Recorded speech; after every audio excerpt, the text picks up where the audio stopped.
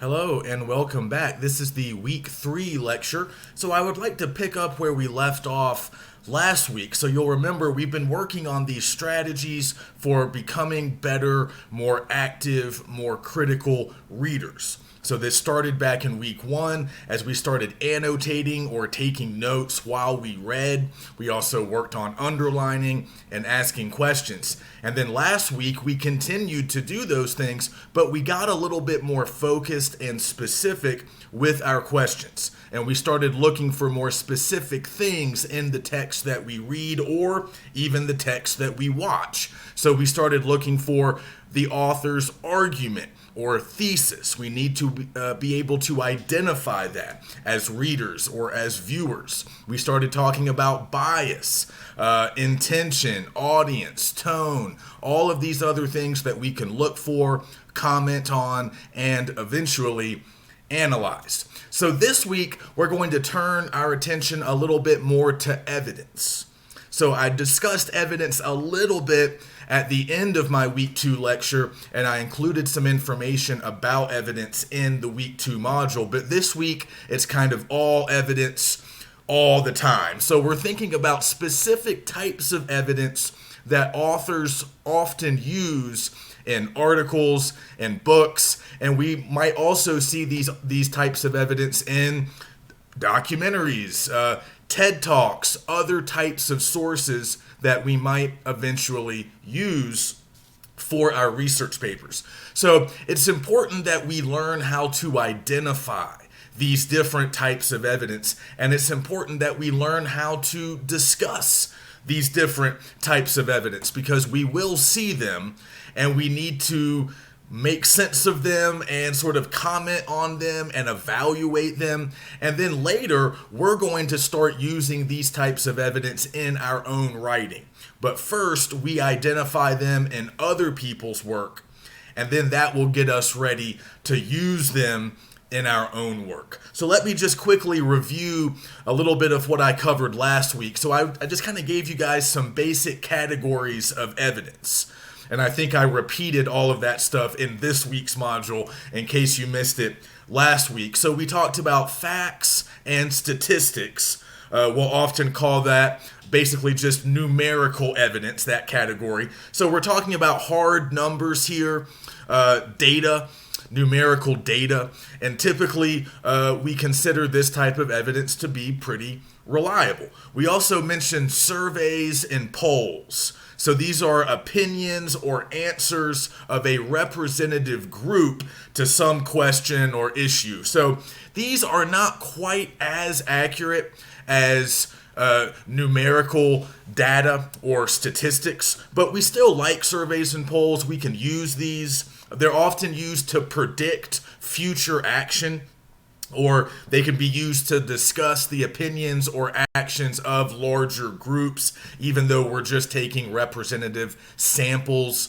from those groups. Another interesting thing to note as we think about our research in the future, you guys can actually generate your own surveys and polls. In the past, I've had students conduct surveys in 102, maybe interview fellow classmates or talk to people outside of school. This is a type of evidence that we can actually generate ourselves, and we'll talk a little bit more about that next week.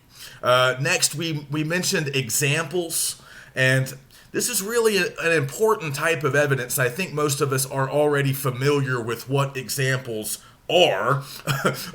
We see them all the time, but it's just very important that we analyze them and then later use them. So examples are single representative instances or occurrences that serve to support an argument or a larger claim. So even though they are just single individual instances, we will often see several of them grouped or clustered together, and they can be a very effective form of evidence. Unlike surveys or polls, they're not used to predict future behavior, but instead they're used to sort of support or illustrate claims or points that the author wants to make. So again, they're a very good source of support. So we'll talk a lot about examples throughout the semester. And then speaking of examples, I also mentioned anecdotes. An anecdote is simply an extended example, which often appears in narrative form, which means it reads like a story. It will often be a little bit longer than some of the other examples. We might actually see a character or two. We might actually get a few events that almost feel like a plot. And then there might be some kind of resolution. So those of you who have already done Research Journal 2, which I hope is everyone, if you remember that essay by Blank, when she talks about Joe, if you remember Joe and what's going on with Joe, he serves as an example that is supporting or illustrating one of Blanche's key points, one of Blanche Blank, the author, one of her key points. And she uses this sort of extended little story about Joe, this college graduate who's stuck working in a bank, even though that's not really what he went to school for. So that's an anecdote. It's relatively brief, but we get a few details about Joe. He's a character that sort of gets developed, and there's a little story told about him. And that's an extended example that's used to support Blank's larger argument. Okay, so that was just review. Let's move into the stuff that is new this week. So this week we're talking about the appeals. And there are two different types of appeals. And we're going to cover both. But just as a basic definition, all we mean when we talk about appeals in this class, we're talking about specific techniques or strategies which writers or speakers can use in order to persuade or win over an audience. So on a basic level, the appeals are simply persuasive strategies.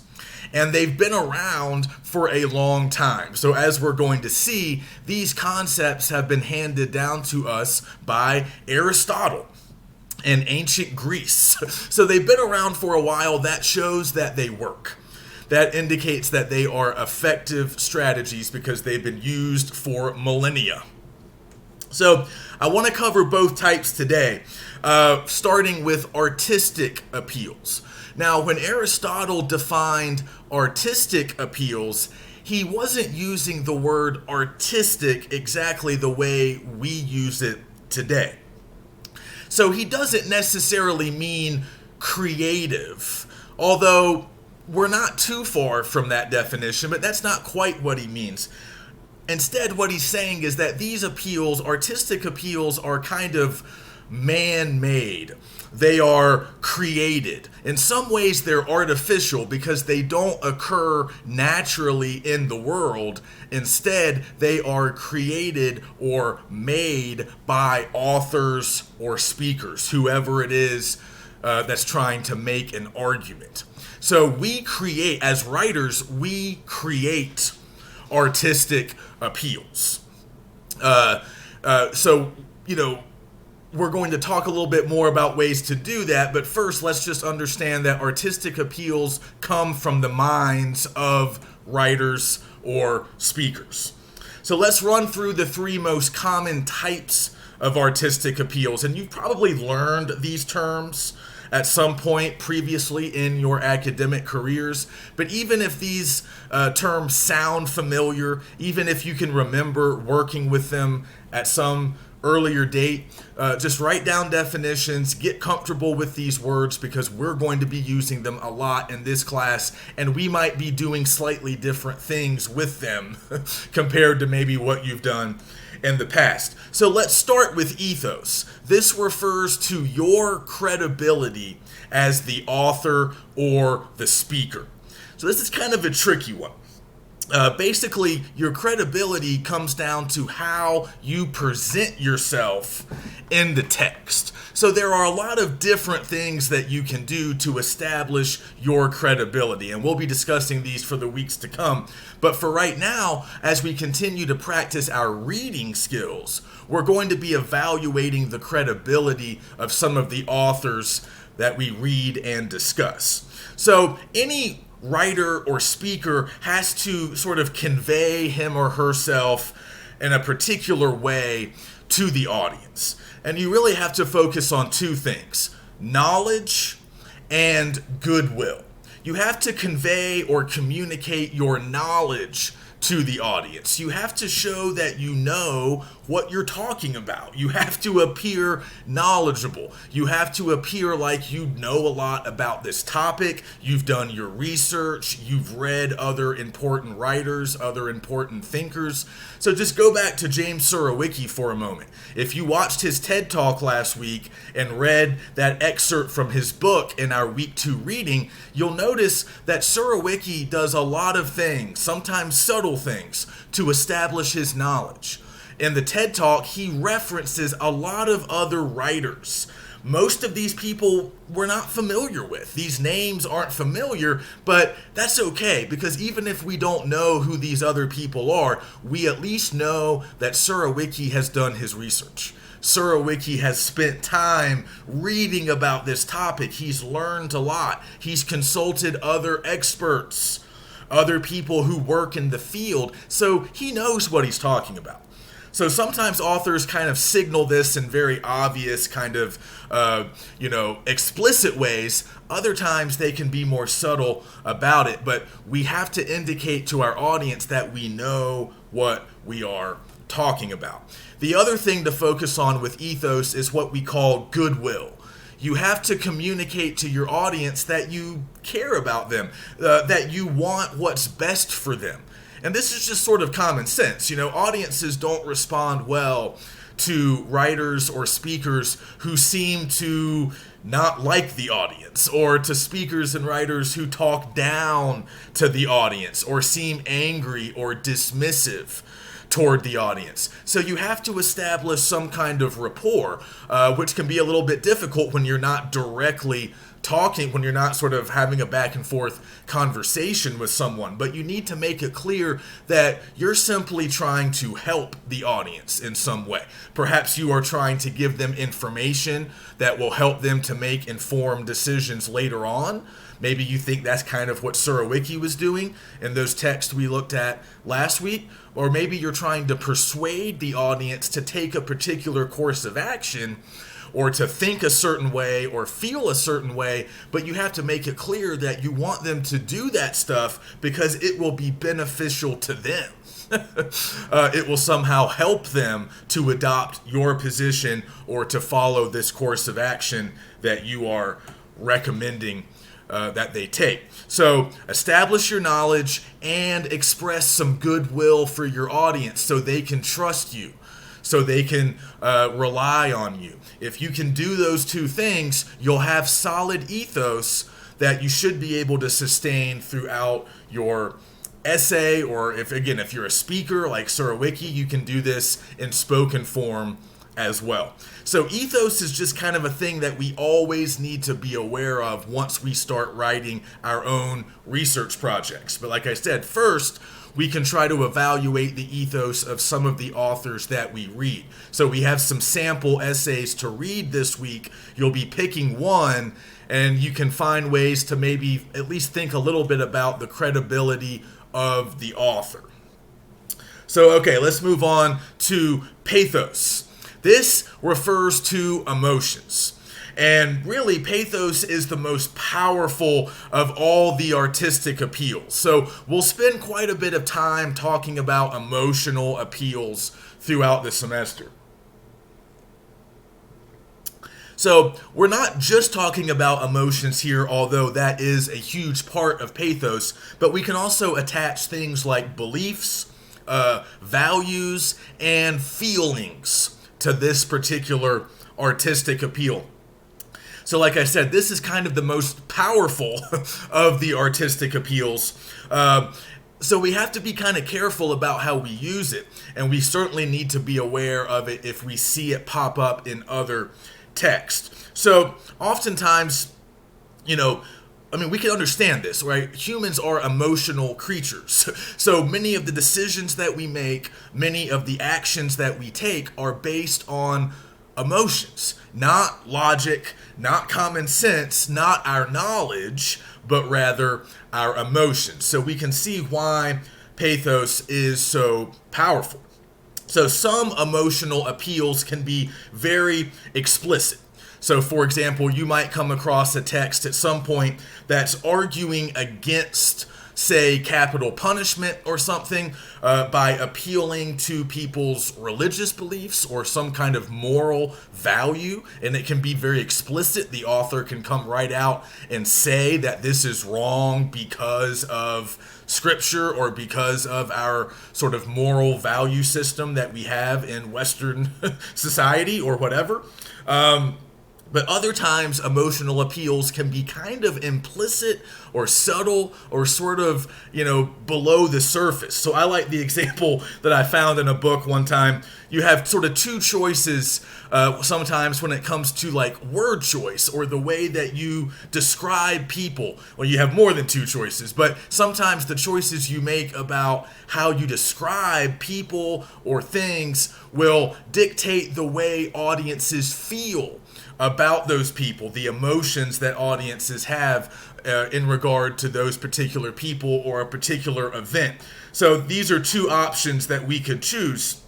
If we're describing an environmental group, some kind of group of environmental activists, think about how two different ways of describing them can lead to two different emotional sort of appeals or impact. So on one hand, if we call this group of environmentalists a well-organized team, if we call them efficient and hardworking, those are positive words. Those words generally make us feel pretty good about whoever's being described. We like people to work hard. We like people to be efficient and well organized. We like groups that work well together. So if that's how we're describing this environmental group, well, a lot of readers might respond positively and have positive emotions about the environmental group. But if we describe that same group as a bunch of tree-hugging hippies, now some people will be fine with that, but that description is going to turn off a lot of other readers or viewers who aren't going to view the group as favorably if they're described as tree-hugging hippies. Now again, some people might not mind that description, but it's going to capture a different emotional appeal. It's going to communicate different emotions to the audience. So again, pathos is very valuable, it's very powerful, but you sort of have to be careful with it because it is so powerful. You don't want to manipulate your readers too much. There's always going to be a little bit of manipulation involved if we are trying to persuade, and eventually we will be trying to persuade, but we don't want the manipulation to become sort of overwhelming or too obvious because that's going to affect our ethos. If our audience can tell that we are trying to manipulate their emotions, they might not like that. And that might affect our goodwill. They might not think that we have their best interest at heart because they think, hey, he's just trying to get us to do what he wants. He's trying to manipulate us. He's trying to, pull on our heartstrings. And some people might not like that if it's too overt, if it's too obvious.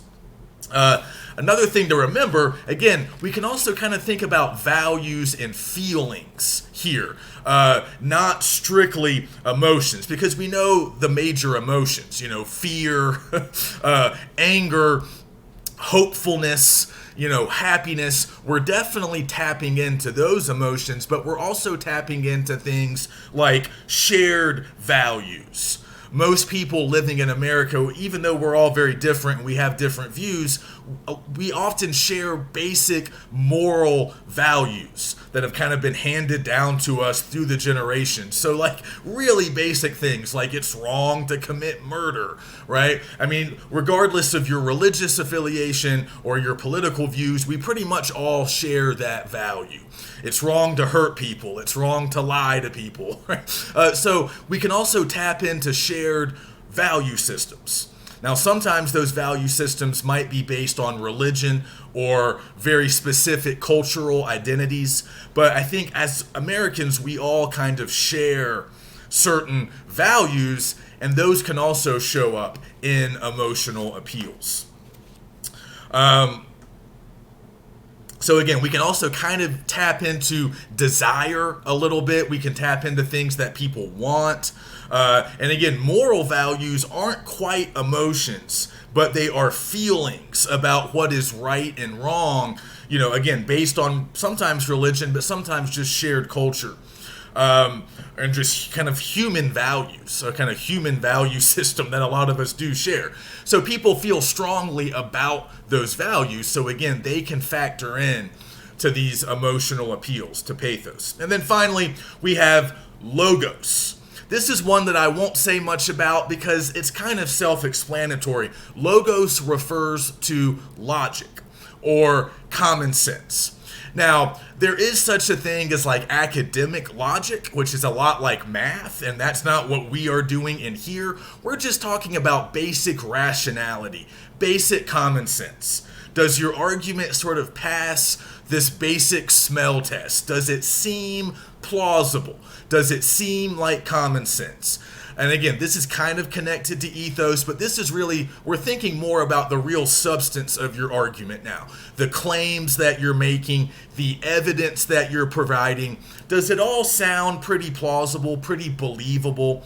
As long as your points and your evidence seem to make logical sense, you can probably check off logos. But sometimes we can think about logic and common sense being connected to maybe things like numerical statistics. Maybe if we provide certain kinds of evidence, we're going to be likely to appeal to our audience's sense of logic. So things like numbers, statistics, maybe expert opinion, and some of these inartistic appeals that I'm about to talk about in a moment, maybe some of that stuff will appeal to people's common sense. So those are the artistic appeals, and like I said, they are largely created by the authors. So even if you're using a statistic that you found in research, the way you're using it, the way you're sort of presenting it, might be a part of your logical appeal. If you use it to sort of convince your readers that, hey, what I'm saying here, it's not out of bounds, it's not extreme, it's something that we can actually do, it's something that is reasonable, and it's something that you can understand. All right, so let's move on to the inartistic appeals. So if artistic appeals are created by the writer or by the speaker, that means that inartistic appeals are found. They already exist in the world. That's why Aristotle calls them inartistic, because the writer does not have to create them. The author finds them. They already exist, and the author simply needs to use them successfully.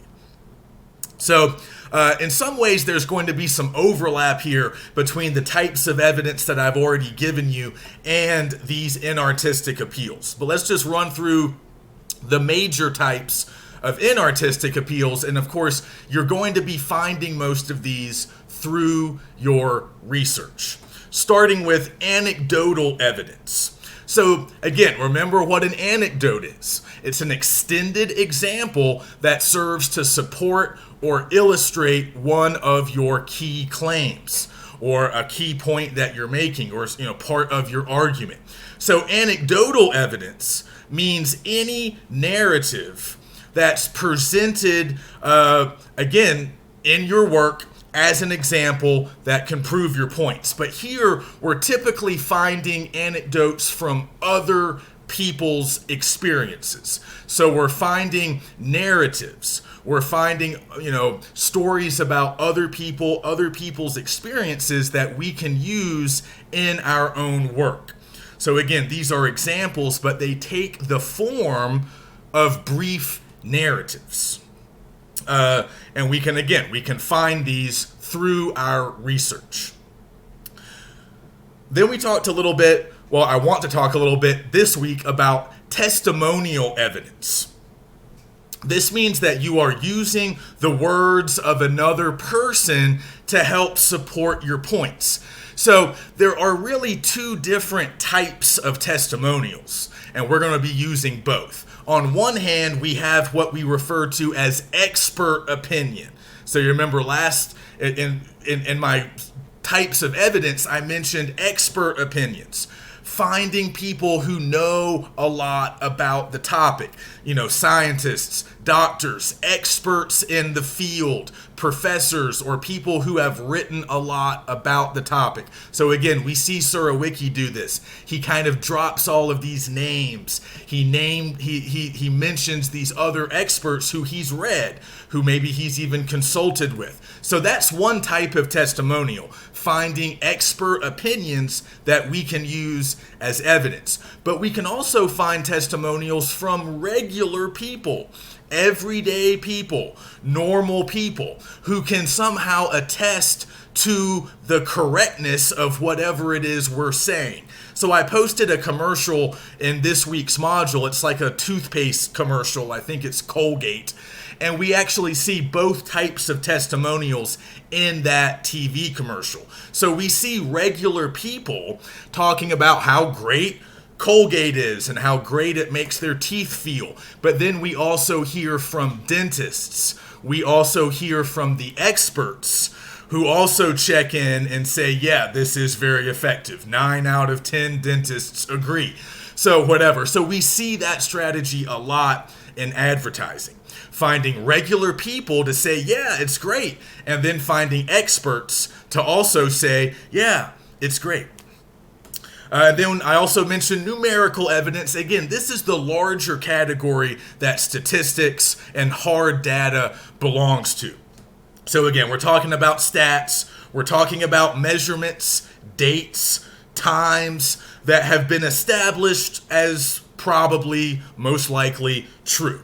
Again, these aren't always accurate, but typically they are, and we regard them as accurate.